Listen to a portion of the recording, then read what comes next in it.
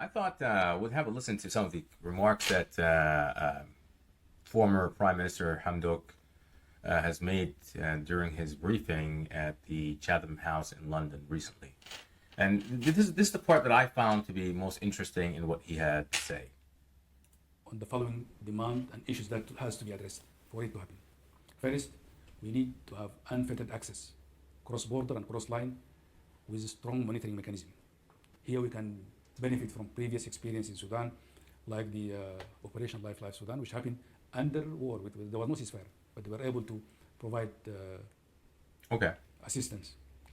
Second, protection of the civilian, R2P, as an instrument.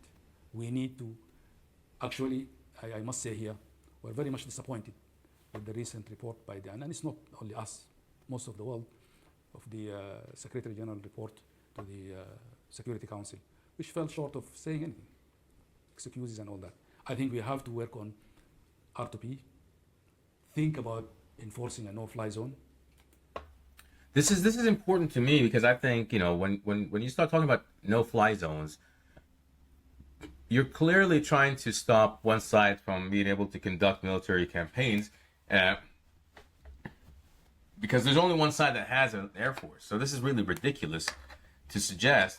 And, you know, apologists will say, well, you know, it's a comprehensive agreement, everybody. But, you know, the reality is a no-fly zone will mean the Sudanese armed forces are going to be kneecapped and the RSF will have a free hand. I mean, this is really not something that is hard to imagine.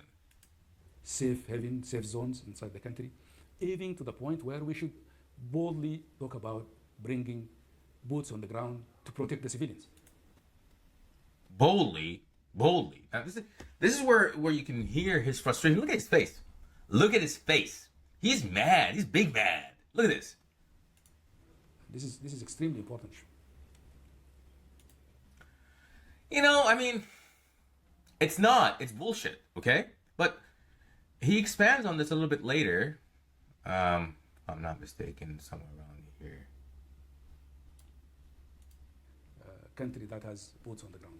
There are models. In Sudan, yeah, here he explained it in detail what he means, right? Have a listen. If I can say my sister from Africa Confidential, that is okay. The boots on the ground. I think Sudan is not an exception. We're not only a country that has boots on the ground.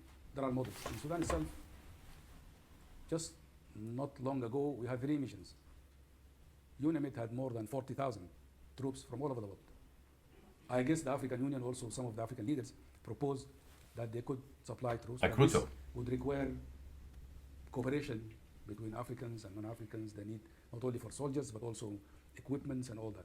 So if there would be meeting of minds from both sides, we can do that because we need to actually protect our civilians. And that's the only assured way of doing that.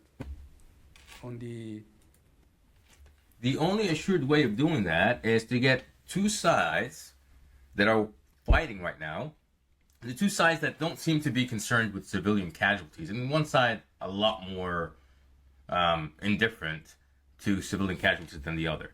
But you're saying those guys are supposed to meet together and meeting of minds and agree to bring in foreign troops into this mix.